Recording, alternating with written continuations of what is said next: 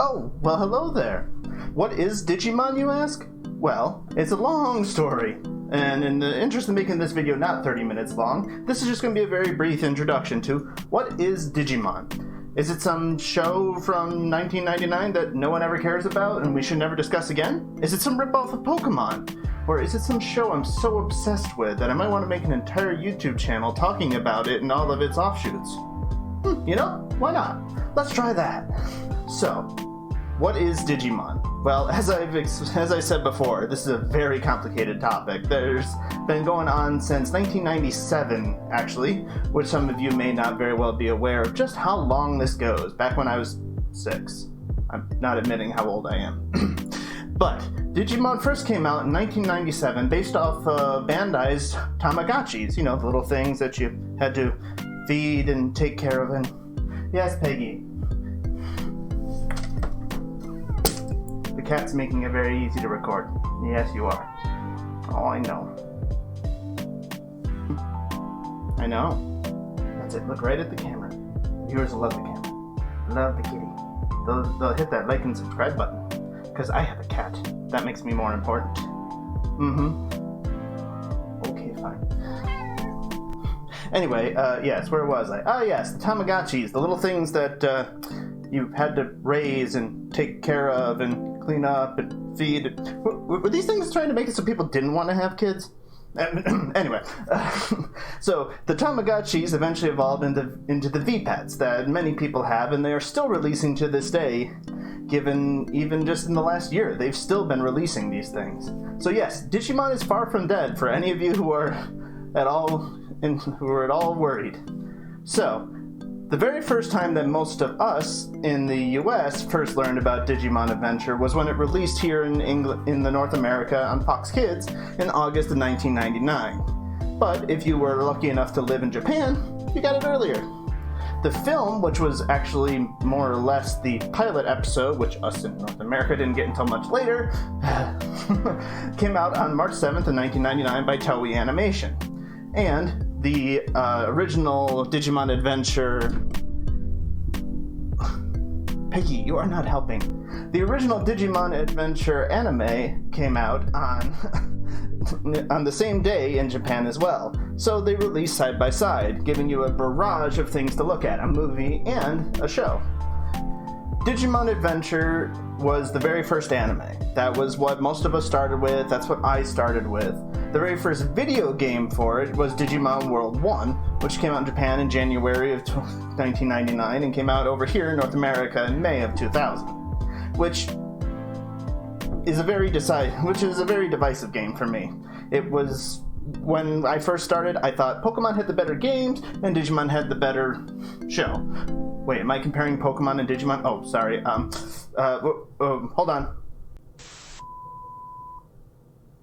We'll leave that for an entire other video. We'll do the comparison and show that these shows are completely different. So, now that you know more or less where it came from, so what is a Digimon? Well, in its essence, Digimon is short for digital monster. It's a abbreviated term because not everyone wants to always go digital monster every time. It's literally, they are digital life forms. Digimon are not flesh and blood. They live in their own very separate world. They're in a digital world, which changes a bit from season to season, and in the games, it's not always completely consistent. Again, we'll go through all the individual changes in between them at some later date. This is just an overall, what is a Digimon? So, Digimon speak.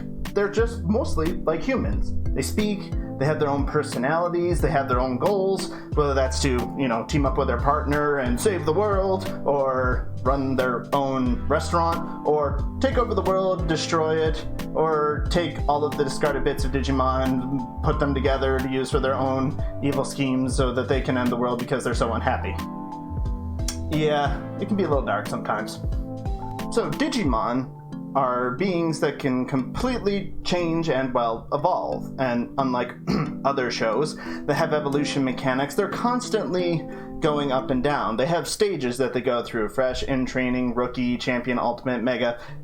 Again, we'll have a whole nother video about the specifics of it, but just know that a Digimon goes through many growth stages in its life, and it takes a large amount of energy. So they can constantly change between my, hey look, I'm a little baby, I'm here to just travel around and look cute, to, oh my god, I'm going to destroy the world if you mess with me type forms.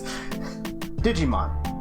When it first came out, there was a few misconceptions, a few things that were said about it that, and let me dispel a little bit of that here, right here and now.